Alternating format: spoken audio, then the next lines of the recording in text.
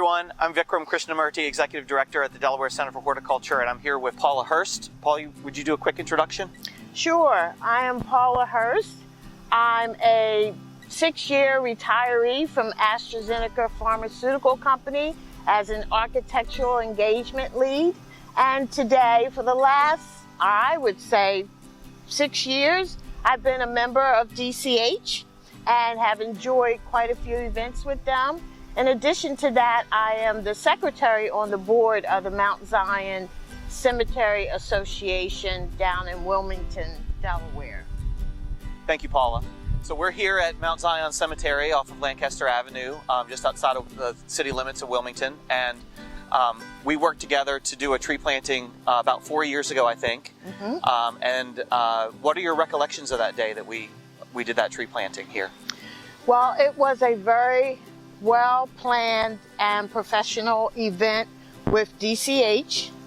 Along with DCH, we also had the board members from the Mount Zion Cemetery Association join us for the first shovel digging. Yep, so that was really good, and we have photos and everything. And everything went great, and outside of that, once it was done, we had a 2-year maintenance program that they would make sure that the trees survived and grew as expected. Yep. Great. Thank you, Paula. Yes, I remember that was a grant program called TD Tree Days grant. We've done a number of other tree plantings, but this, I think, was one of the first ones that we did with TD Bank more recently. So I remember that day, and I remember I'm a jazz fan, and so I remembered, we hear so much about Clifford Brown and the Jazz Festival, etc., and I thought, I wonder where Clifford Brown is buried, and that's how I first found out about Mount Zion. But there have been several articles in the News Journal about Mount Zion Cemetery and the effort to restore African-American cemeteries, not just in Wilmington, but nationally. Right. This is an effort that you've been involved in for a number of years and really passionate about. Yes. What are your thoughts on, obviously we felt that we have a part to play in the aesthetics and beautification efforts with tree plantings, but there's a lot of maintenance and a lot of need that goes into caring for a cemetery. Would you talk about that a little bit in terms of the effort? Yes, so basically, as everything's about money. And so we do look to get funding where we can, donations where we can.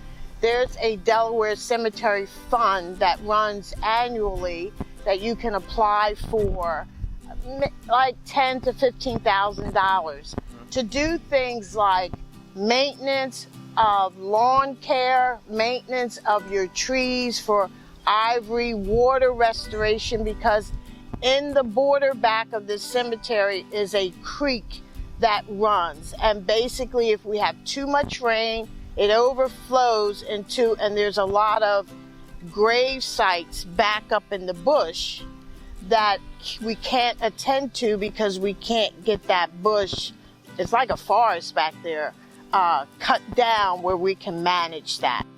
We're here with a black gum, or Nyssa sylvatica tree. This is a native tree to Delaware. We're here in October, and you can see the beautiful fall color.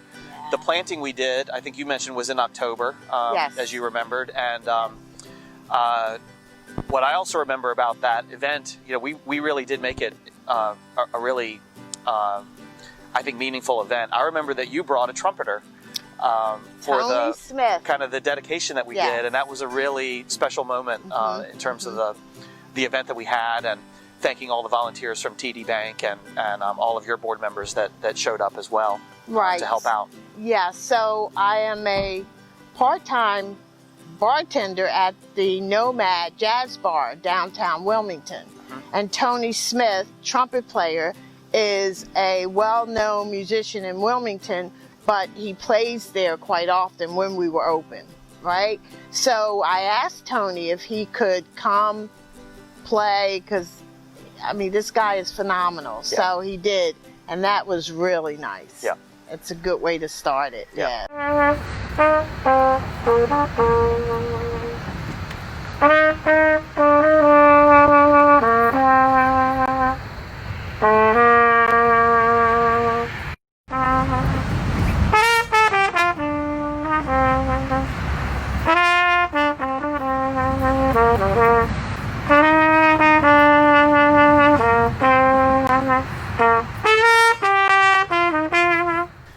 Paula, one of the things we talked about is certainly not all the trees have made it. They've not all survived, despite that initial care that they were given. We did plant, I remember, a mix of deciduous trees and evergreen trees. We have some eastern red cedars, which are also a native Delaware evergreen that were planted.